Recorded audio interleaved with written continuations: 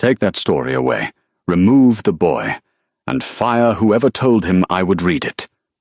Lucian Moretti's command sliced through the library ballroom with such cold certainty that every conversation died before the echo did. 10-year-old Eli Turner froze, clutching the last page of the story he had spent 6 months writing, while 34-year-old plus-size librarian Hannah Brooks stepped directly between the most feared Mafia boss in America and the trembling child he had just accused of trying to humiliate him. Lucian reached for the handwritten pages, but Hannah intercepted his wrist, reclaimed the manuscript, and calmly ordered his security team to leave the boy alone. Governors answered Lucian's calls, judges respected his recommendations, and billionaires rehearsed before speaking in his presence. Yet he was holding Eli's story upside down and had quietly shuffled the pages into the wrong order. Hannah noticed the panic hiding beneath his fury before anyone else understood what had truly happened. Then Eli whispered through tears, "I thought a powerful man would make my mistake sound less embarrassing." Hannah met Lucian's stunned gaze and spoke the one truth capable of destroying the secret he had protected for 30 years. "You didn't humiliate that boy because his story was weak. You humiliated him because he almost discovered what you've spent your entire life hiding." The silence that followed Hannah's accusation lasted only a few seconds. Yet to Lucian Moretti, it felt longer than any negotiation he had ever survived. Around him, donors, reporters, politicians, and business leaders watched with uncertain expressions. None of them dared speak first. They had seen billion-dollar agreements collapse under a single glance from him, but none had ever witnessed him standing speechless before a librarian protecting a frightened child. Lucian slowly lowered his hand. "Marcus." His attorney appeared beside him almost instantly. "I want every recording from this event confiscated before anyone leaves this building." Marcus Vale did not move. Instead, he folded his hands calmly. "If we start seizing phones now, every reporter in this room will assume they're carrying evidence worth hiding." Lucian's eyes narrowed. "Then pay them. They'll refuse. Threaten legal action." Marcus sighed. "That will confirm every suspicion already forming in their minds." For the first time in years, Lucian found himself without an immediate solution. Before he could answer, Claire Moretti stepped forward, guilt written plainly across her face. "This happened because I added your name to the reading schedule without asking you directly."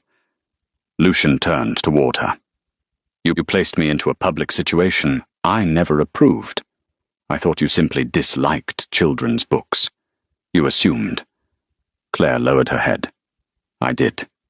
Before the conversation could continue, Hannah interrupted without raising her voice. She created surprise. Every eye shifted toward her. "You created cruelty." The sentence landed harder than any public accusation. Claire had made a mistake. Lucian had made a choice. Those were not the same thing. Lucian exhaled slowly before turning back toward the stage. "Eli should be removed from the closing ceremony." Hannah answered immediately. "No. He has already become the center of unwanted attention. It is still his story. The event can continue without it." "No," Hannah repeated. "The ceremony belongs to the children before it belongs to any donor." Everyone looked toward Eli. The boy was no longer crying. That somehow made the situation worse. He stared quietly at the pages Hannah still held in her hands. After several long seconds he whispered, "I don't want anyone to read it anymore." The words struck the room with heartbreaking simplicity. Lucian nodded once. "Perhaps that's for the best." Hannah spun toward him. "For the best?" Her normally gentle voice sharpened. "He isn't protecting himself." She pointed toward Eli.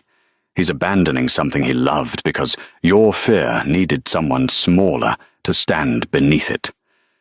Lucian opened his mouth. Nothing came out. For years he had mastered boardrooms filled with powerful people. Yet one librarian had dismantled every defense he normally relied upon.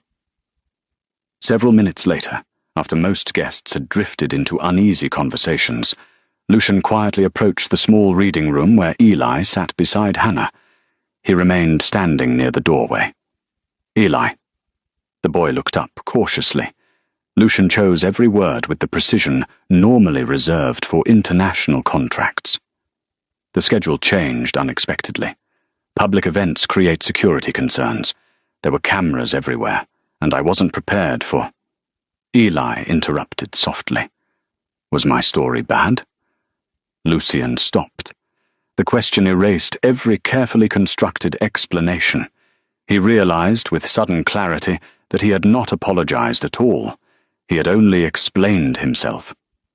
Slowly, he sat across from the boy. "No." His voice was quieter now. "Your story wasn't bad." He looked directly into Eli's eyes. I became frightened. The admission felt heavier than any confession he had ever made. And I made you feel ashamed, because admitting I was frightened seemed harder. Eli frowned. What scared you? Lucian's fingers tightened against his knee.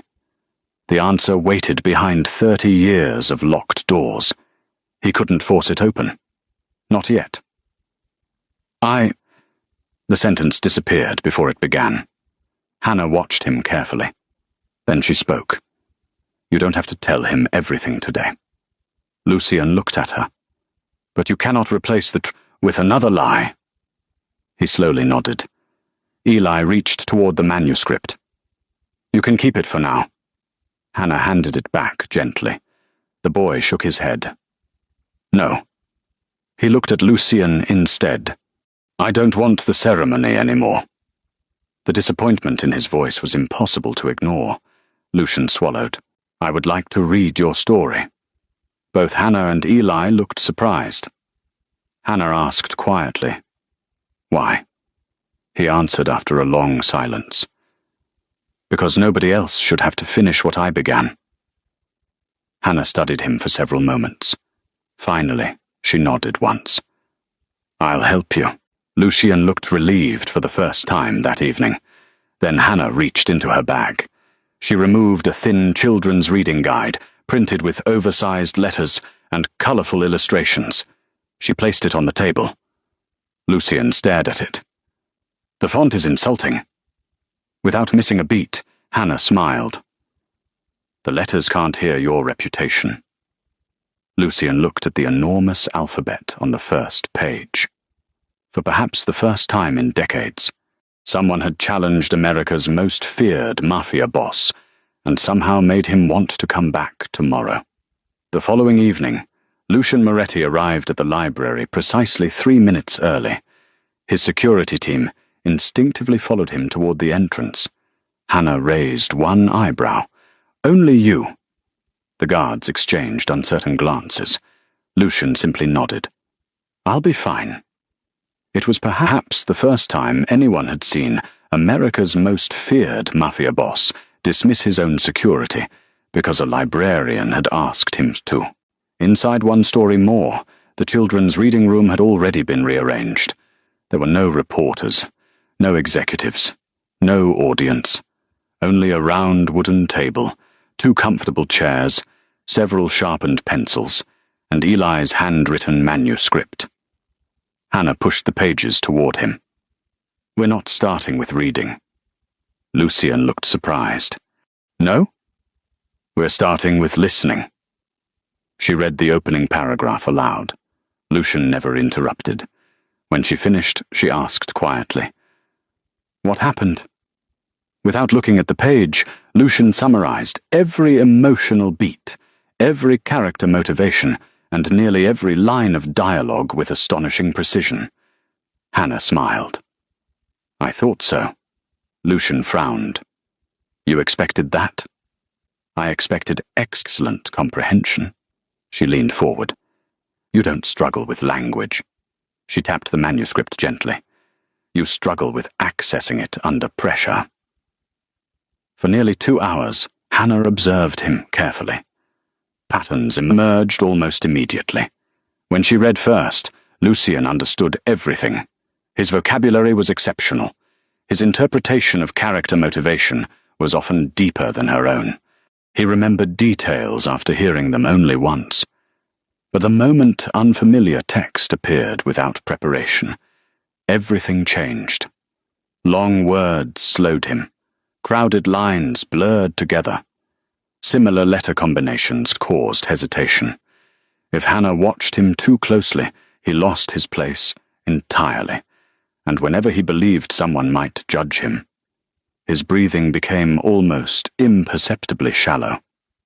Hannah quietly wrote several notes. Then she began changing the manuscript instead of asking him to change himself. She increased the spacing between lines. She divided long paragraphs into shorter sections. She highlighted difficult names. She recorded the hardest passages so he could practice by listening first. She encouraged him to underline words privately instead of pretending they were easy. Lucian studied the revised pages. "You've changed the layout." "I changed the road. The destination stays the same." For the first time that evening, he read an entire paragraph without stopping. His shoulders relaxed, only slightly. But Hannah noticed. Half an hour later, Lucian stumbled over one of Eli's imaginary monsters. "The Grindle." He stopped, tried again. "Grindle," he exhaled sharply. "This child names monsters like international tax regulations." Hannah laughed. "The name is Grindelfang. It is unreasonable. It is fictional. It is operationally inefficient." She shook her head. "You are not negotiating with the monster. I'm questioning its branding." Despite himself, a corner of Lucian's mouth lifted. It disappeared almost immediately. But Hannah had seen it. The next evening brought another unexpected visitor. Mrs. Dorothy Lane quietly entered, carrying tea and several library books. She greeted Hannah warmly before looking directly at Lucian. "So," he nodded politely. "So, I've heard you memorize everything. I remember what matters." Dorothy smiled. "Excellent." She casually took Eli's manuscript, changed one ordinary word, and handed it back. Lucian read silently for several seconds, then looked up. "That wasn't the original sentence." Dorothy looked innocent. "Wasn't it? You replaced whisper with murmur." "I did. You wanted to see whether I was memorizing or actually reading." Dorothy sipped her tea. "Educational research." Lucian looked almost offended. "You experimented on me. I've been a teacher for 40 years. We call that assessment." Hannah struggled not to laugh. Lucian looked between the two women. "I believe librarians are considerably more dangerous than my legal department." Marcus, who had arrived to deliver paperwork, quietly replied, "I've been telling you that for years." Several evenings later, another interruption arrived. Benjamin Brooks walked into the reading room carrying a toolbox. "Hannah." Without hesitation, he wrapped his sister in a warm hug. Lucian froze. The room became noticeably colder. Benjamin stepped back. "Sorry." "I interrupted," Lucian answered before Hannah could. "Apparently." Benjamin looked confused. "It's fine." Hannah deliberately allowed the silence to linger. Lucian remained perfectly composed. Almost perfectly. Finally, Hannah folded her arms. "Would you like me to introduce my brother?" Lucian blinked once. "Brother?" Benjamin extended his hand. "Benjamin Brooks." Lucian accepted it. "You behaved ambiguously." Benjamin laughed loudly. "I hugged my sister." Hannah couldn't resist. "It appears jealousy survives every reading difficulty." Lucian cleared his throat. "I was assessing variables." "You were sulking." "I do not sulk." You absolutely sulk. Benjamin grinned. I like her. Lucian answered automatically. So do I. The words escaped before he could stop them. Silence. Benjamin looked delighted. Hannah smiled without rescuing him. Later that evening, after Benjamin had left, Lucian closed the manuscript. You will have dinner with me after rehearsal. Hannah immediately picked up her red editing pen. She drew a line beneath his sentence. Incorrect tone. Lucian looked genuinely confused. It was grammatically accurate. It was socially catastrophic. She slid the paper back. Read it again. He stared thoughtfully at the sentence, then tried once more. Would you have dinner with me? She nodded. Better. Then she looked at him carefully. Is this gratitude? He hesitated. Partly. Professional obligation? Some. Or attraction? Lucian looked directly into her eyes. All three. He paused, then added with complete seriousness. The attraction is becoming operationally distracting. Hannah burst into laughter. It was impossible not to. For a man capable of controlling billion-dollar negotiations. Romantic honesty appeared to terrify him far more than punctuation ever had. She stood and gathered the manuscript. I'll think about dinner. Lucian watched her walk toward the library doors. For the first time in many years, he realized he hoped tomorrow would arrive quickly. The fourth evening of rehearsal felt different before either of them spoke. Lucian no longer paused outside the library doors to compose himself. He no longer glanced toward the empty reading room, as though expecting an audience to appear from nowhere. He simply walked in, placed Eli's manuscript on the table, and sat opposite Hannah without ceremony. She noticed. You came straight in. I knew where I belonged. The words surprised them both. Hannah smiled but did not comment. Instead, she slid today's pages toward him. The second chapter. Lucian nodded. I've practiced. I know. You haven't heard me yet. I don't need to. He frowned. You've stopped pretending practice is beneath you. For reasons he could not explain, that compliment pleased him more than praise for any successful business acquisition. He began reading. Slowly, carefully. His pace remained deliberate, but there was less tension between each sentence. When he reached one particularly difficult paragraph, he stopped voluntarily. I know why this one bothers me. Hannah waited. My father. She said nothing. Lucian looked at the manuscript instead of at her. When I was 8, he placed me in front of our entire family. His voice remained calm, but the calm sounded practiced. I misread one sentence. He swallowed. He made me begin again. Silence. I made another mistake. His fingers tightened around the edge of the page. So he invited the household staff inside. Hannah felt her chest tighten. He said Moretti heirs would not embarrass the family because embarrassment could be trained out of them. Lucian gave a quiet, humorless laugh. It couldn't. He looked toward the window. Every hesitation became another repetition. Every repetition became another audience. Every audience became another reason to memorize instead of read. He looked back at Hannah. I eventually learned entire speeches after hearing them once. She nodded slowly.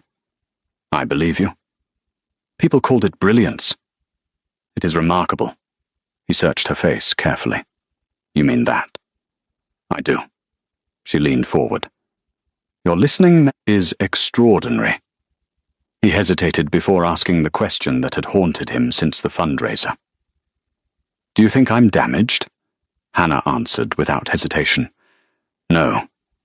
He looked almost relieved. I think you're responsible. The relief disappeared.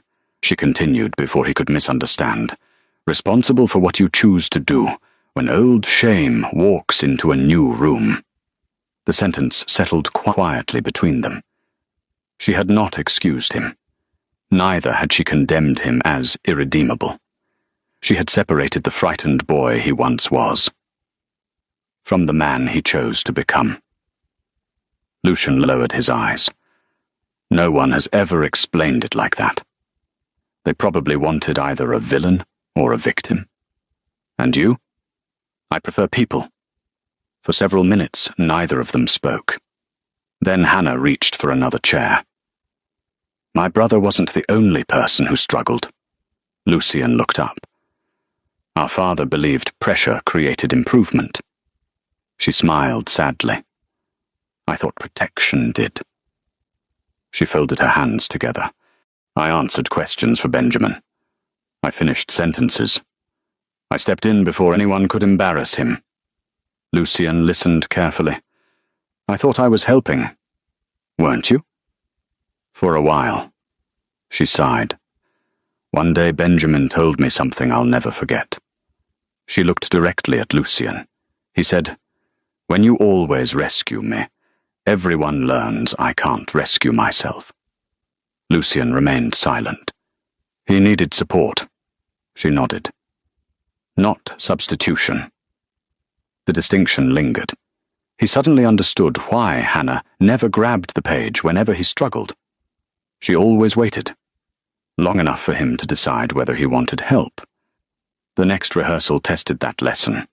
Halfway through a difficult chapter, Lucian stumbled over 3 consecutive words.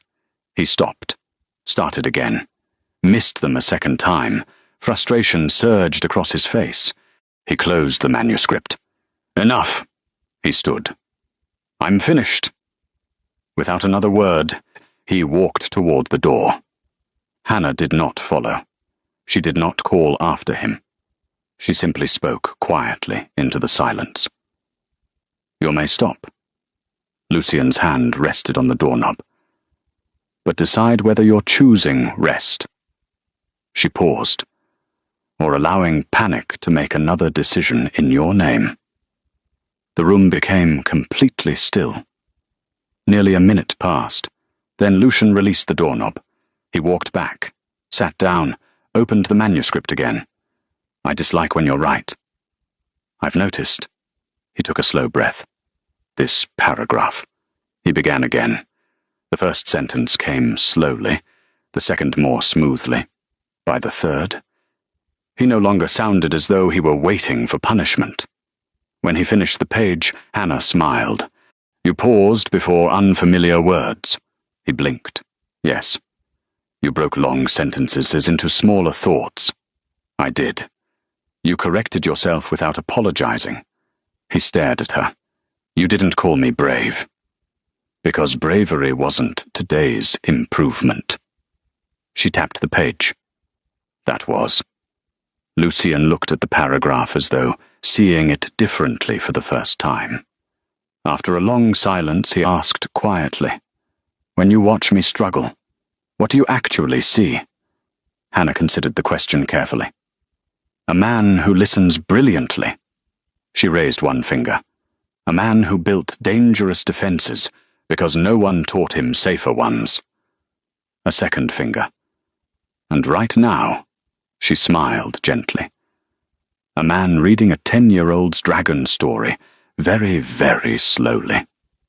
For the first time all evening, Lucian laughed. Not politely, not strategically, genuinely. When the laughter faded, he looked at her with unusual seriousness. Do you still find me attractive? Hannah closed the manuscript. Unfortunately. She let the word linger just long enough. Yes. His expression softened in unmistakable satisfaction. She pointed a finger at him. Don't look so pleased. I wasn't. You absolutely were. Perhaps slightly. She laughed again. Attraction isn't certification. I was hoping it counted toward extra credit. There is no grading system. I intend to appeal. Denied. A few evenings later, after another successful rehearsal, Lucian waited until Hannah locked the library doors. I have another question. She smiled knowingly. I suspected you might. I'd like to have dinner with you. She raised an eyebrow. Again? This time. His voice lost its practiced precision. I don't want us to spend the evening repairing anything. He met her eyes. I just want one night with you. No rehearsals, no reporters, no apologies, no dragons. Only us. For several heartbeats, Hannah said nothing. Then she nodded. I'd like that. Their dinner was quiet, private, and unexpectedly easy. They laughed over terrible restaurant music, argued playfully about whether fictional dragons needed better security planning, shared desserts neither admitted ordering for themselves. When he walked her to her car, Lucian stopped. There is one final question. She looked at him. May I kiss you? She smiled warmly. Yes. He hesitated longer, asking permission. Then he had hesitated reading the most difficult paragraph in Eli's story. Hannah stepped closer. This part, she whispered. You don't have to rehearse. She kissed him first. 3 days before the library's televised closing ceremony, Hannah arrived early to prepare the reading room. She expected to find Lucian already rehearsing. Instead, Marcus was waiting beside the circulation desk with an expression she had learned to distrust. What happened? Marcus handed her a tablet. I wish it were nothing. The screen displayed a news website. No article had been published yet. Only a draft headline visible through an internal leak. America's most feared Mafia boss can't read. Exclusive recording raises serious questions. Hannah felt her stomach tighten. How much do they have? Not everything. Marcus rubbed his forehead. Enough. He pressed play. Lucian's voice filled the room. Grindel. A pause. Grindelfang. Another pause. A frustrated breath. Then Hannah's calm voice. Stop trying to outrun the sentence. The recording ended after less than 30 seconds. It contained nothing cruel. Nothing shameful. Only a man struggling with unfamiliar words. Yet Hannah understood immediately why Lucian feared it. Strangers would never hear the entire story. They would only hear hesitation. Within an hour, the library board gathered for an emergency meeting. Some members looked worried. Others looked unexpectedly hopeful. One trustee leaned forward. If we cooperate, this could become national attention for adult literacy. Another nodded. The reporter offered an interview. Funding would increase. People might finally talk openly about learning difficulties. Several heads turned toward Hannah. What do you think? She answered immediately. I think private rehearsal recordings belong to the people inside them. Silence. She continued.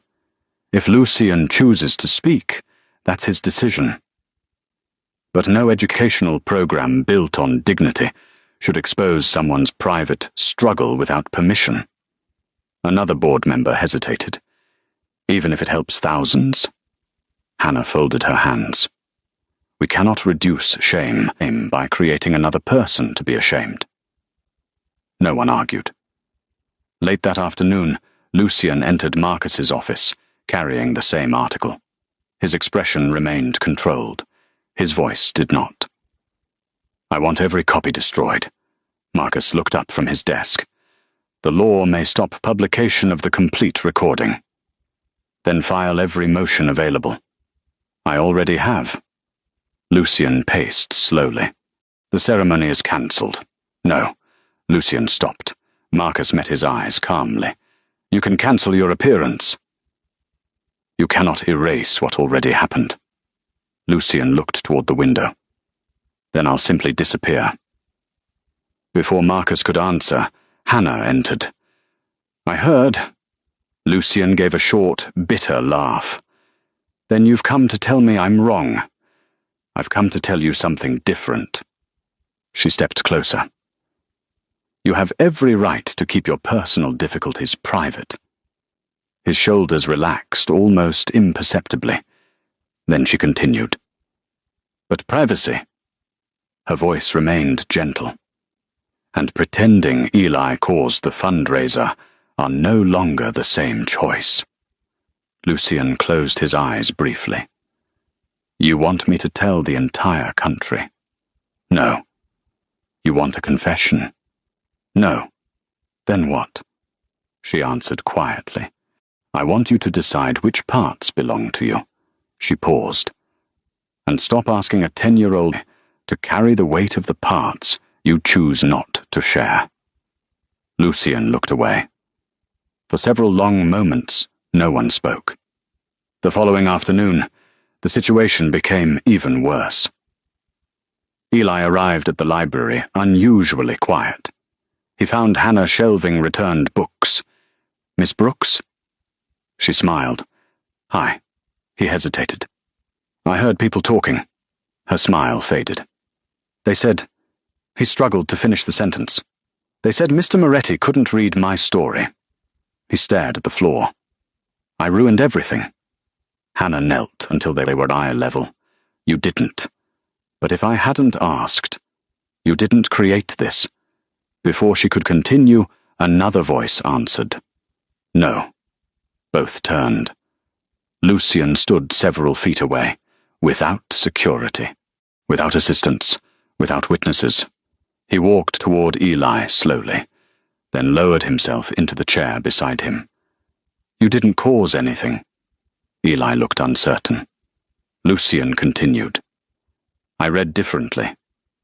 The words came carefully. And when you surprised me, he looked directly at the boy. I became ashamed. His voice grew quieter. The shame belonged to me. Not you. Eli blinked. You weren't angry because my story was bad. Lucian shook his head immediately. Your story frightened me because I wasn't prepared. I confused fear with danger. And I treated you as though you had done something wrong. You hadn't. The boy thought about that. For a long time. Finally he asked, Do you still want to read it? Lucian smiled. I do. But only if you still want me beside you. Eli looked toward Hannah. She said nothing. The choice belonged to him. At last, he smiled. Okay. But, he held up one finger. We read together. Lucian nodded. You read the parts you love most. I'll read the others. And if either of us gets stuck, Eli grinned. We keep going. For the first time since the fundraiser, Lucian laughed without restraint. Later that evening, Marcus reviewed a short public statement one final time. It contained no diagnosis, no dramatic confession, only the truth. Reading unfamiliar material aloud requires more preparation for me than many people realize. During the fundraiser, I responded poorly to an unexpected request. My behavior toward Eli Turner was my responsibility, not his. I regret that deeply, and I look forward to reading his story beside him at the closing ceremony. Marcus looked up. Are you comfortable with this? Lucian read the statement again, slowly, carefully, then signed it. I don't know whether I'm comfortable. He folded the paper. But I'm finished allowing fear to choose for me. Across the room, Hannah watched him quietly. For the first time, she realized Lucian was prepared to let strangers misunderstand him. If that was the price of ensuring one frightened little boy never believed he had caused another adult's shame, without any dramatic farewell, without any manufactured separation, without anyone trying to rescue the other. Their relationship became stronger precisely because neither of them asked the other to surrender the truth. The televised closing ceremony began at precisely 7 o'clock. Every seat inside the restored library auditorium was occupied. Teachers sat beside business leaders. Parents shared rows with politicians. Children whispered excitedly, while camera operators adjusted their equipment. Outside, satellite trucks lined the street. Inside, anticipation felt almost tangible. Nobody knew what Lucian Moretti intended to do. Some reporters expected a polished denial. Others predicted he would cancel his appearance at the last moment. Several commentators insisted he would reveal a perfectly memorized performance to prove every rumor false. No one guessed the truth. Backstage, Eli adjusted the collar of his small blue jacket. He held the newest copy of The Giant Who Could Hear Every Whisper with both hands. His fingers trembled slightly. Lucian noticed. Nervous? Eli nodded. A little. Lucian smiled. So am I. The boy looked surprised. You still get nervous? Frequently. You don't look like it. I've had years of practice. Eli laughed softly. That's cheating. It absolutely is. Hannah watched them from nearby. She resisted every instinct to step closer. They no longer needed rescuing. Only space. Claire approached quietly.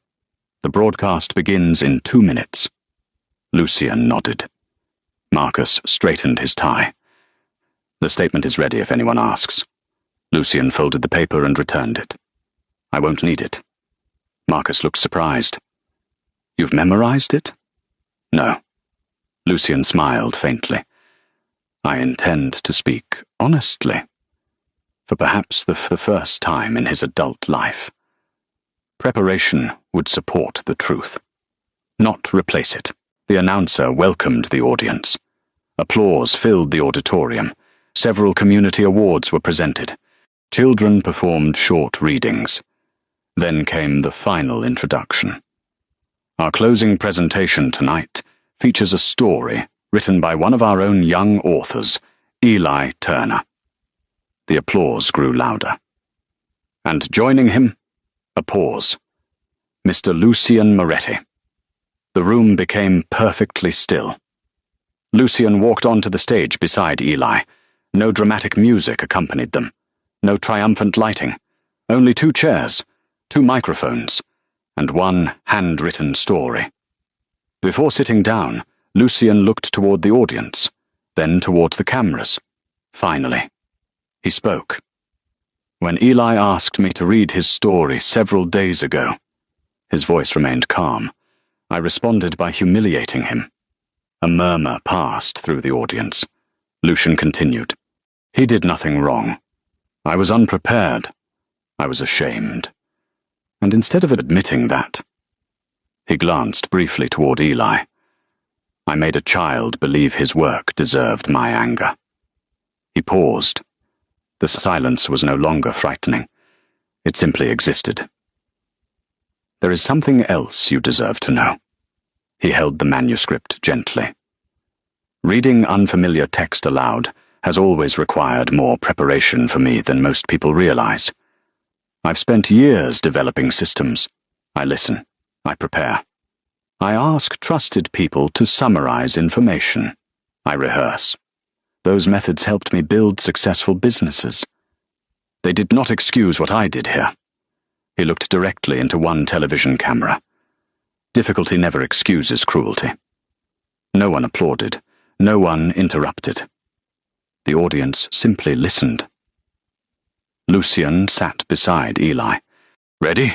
The boy smiled. Together. They opened the story. Eli read the opening paragraph with quiet confidence. Then he nodded toward Lucian. Lucian began. His pace remained slow, measured. Every sentence received the attention it deserved. Halfway through the second page, he stopped. One unfamiliar word. A brief hesitation. He looked back, read it again, corrected himself, continued. Nothing happened. No laughter, no whispers, no embarrassment. Only listening. Several rows back, Hannah felt tears gathering despite herself. Not because he had read perfectly, because he had stopped believing perfection was required before continuing. A few pages later, Eli reached one of his own invented monster names. He frowned. He scratched his head. I think I forgot how I spelled this one. The audience chuckled warmly. Lucien leaned toward him. Is the author permitted to revise his own monster? Eli grinned. I think authors make the rules. Excellent. What would you like to call him now? Eli considered carefully. Sir Crunch Scale. Lucien nodded solemnly. A significant improvement. Laughter spread through the auditorium. Not mocking laughter. Joyful laughter. The kind that invited everyone into the moment instead of pushing someone out of it. They finished the story together. The final sentence received a standing ovation. Not because every word had been flawless, but because no one on stage had been punished for imperfection. After the ceremony, reporters surrounded the platform. One stepped forward immediately. Mr. Moretti, if reading is difficult for you. He hesitated. Have your advisors secretly been making business decisions all these years? Lucien answered without irritation. Competent leaders build systems that allow accurate decisions. My systems include preparation, listening, summaries, and people whose expertise I trust. He smiled slightly. None of that makes the decisions any less mine. Another reporter asked, Aren't you afraid people will think you're weaker now? Lucien considered the question. Some will. I cannot manage every opinion. I can only manage my conduct. The interview ended almost as quietly as it had begun.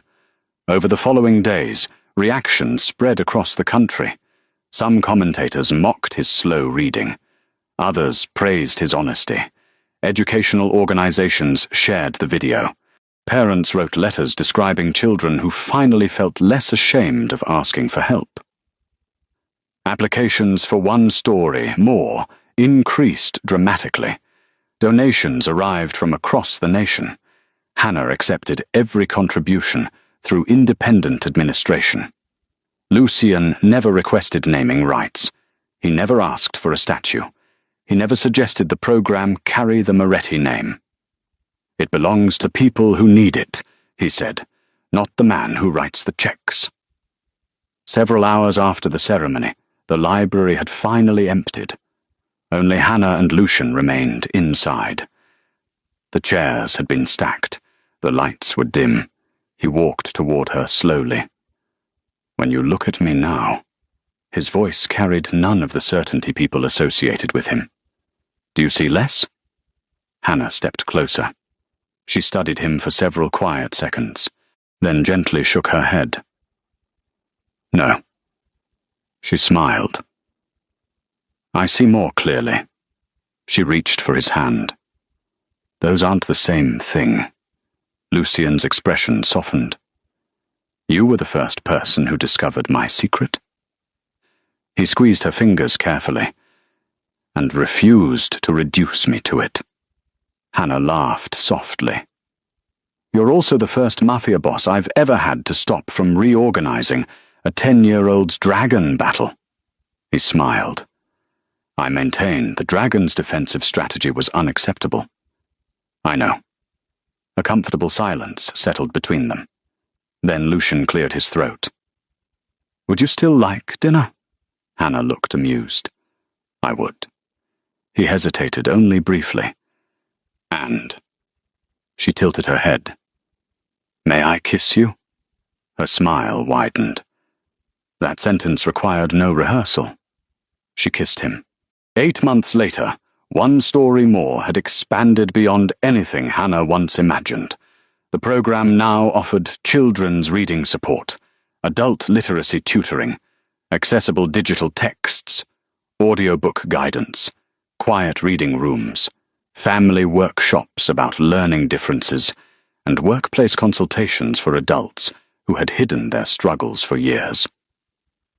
Lucien funded one section through the Moretti Foundation, but the library remained completely independent. He never influenced hiring, never requested student records, never interfered with Hannah's decisions. He also completed a confidential professional assessment. For the first time in his life, his reading difficulty had a name instead of decades of silent self-blame. The diagnosis changed neither his intelligence nor his achievements. It simply replaced shame with understanding. Inside the Moretti organization, workplace policies changed as well. Employees could request additional reading time. Important documents became available in multiple formats. Audio summaries were accepted. No one was required to disclose a diagnosis publicly. Reading speed was never again treated as proof of intelligence. Executives who humiliated employees for presentation mistakes answered directly to Lucian himself. Marcus still reviewed complicated contracts with him. The difference was simple. Neither of them pretended otherwise. Eli continued writing stories. His second manuscript proudly carried the title, "The King Who Kept Arresting the Alphabet." Lucian objected immediately. "The legal procedure is unrealistic." Hannah laughed. "I think it's perfect." Dorothy continued assigning detective novels she knew Lucian disliked. He complained every week. He secretly finished every one. As for Hannah and Lucian, their relationship never lost its humor. He still memorized restaurant menus before dates, still disliked handwritten daily specials, still became suspicious whenever Benjamin hugged his sister, still practiced romantic text messages until they sounded like corporate correspondence. And Hannah still refused to read business documents for him unless the request was honest, personal, and free of pride. Months later, during a televised interview, Lucian was asked one final question. "Did revealing your difficulty weaken your authority?" He answered without hesitation. "No." He smiled thoughtfully. "Hiding it created systems that helped me succeed. But shame made those systems invisible. And shame convinced me to hurt other people whenever they came too close to discovering them." He paused. The weakness was never needing another way to read. It was believing fear had the right to become cruelty. That evening, after the interview, Hannah handed him a new children's story. He looked at the cover. "Do you expect me to read this immediately?" She smiled. "No." "Will you read the first page?" "Of course." She began. Halfway through the story, Lucian gently touched the page. "My turn." He read the next paragraph, slowly. He stumbled over one word. He looked toward Hannah. She didn't interrupt. She simply waited. When he finally asked for help, she gave it. He tried again. This time he smiled before reaching the end of the sentence. When he finished, he noticed Hannah watching him. "Are you proud of me?" "Yes." "That sounds dangerously sentimental." "You survived dragons, national television." She laughed softly. "And 4 syllables. I've earned one emotion." Lucian closed the book. "Would you like dinner?" "I still have library work." He nodded. "Tomorrow?" She smiled. "Tomorrow." Once, Lucian Moretti believed real power meant making certain no one ever witnessed him struggle with a single page. Hannah Brooks taught him something far greater. Dignity was never found in reading every sentence perfectly. It was found in refusing to transform fear into cruelty,